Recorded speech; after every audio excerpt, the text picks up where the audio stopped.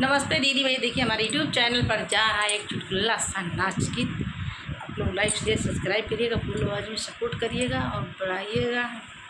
देखिएगा ये गीत कैसा लग रहा है आप लोगों के। चुटकुला नाच गीत है। खोलस पिया जुल्फी लगाई हम तेलवा, खोल पिया जुल्फी लगाई हम तेलवा, खोल पिया जुल्फी।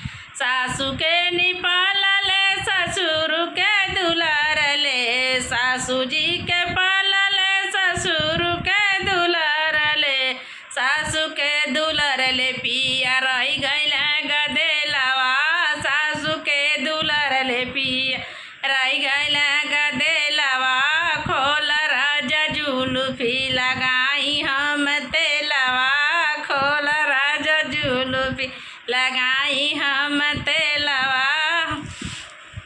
जेठनी के दुलार ले जेठ जी के पाल ले, जेठनी के दुलार ले जेठ जी के पाल ले, जेठनी के दुलार ले पिया रही गईल गदेलवा, जेठनी के दुलार ले पिया रही गईल गदेलवा, खोलस पिया जुल्फी लगाई हम तेलवा, खोल पिया जुल्फी लगाई हम तेलवा, खोल पिया जुल्फी लगाई हम तेलवा।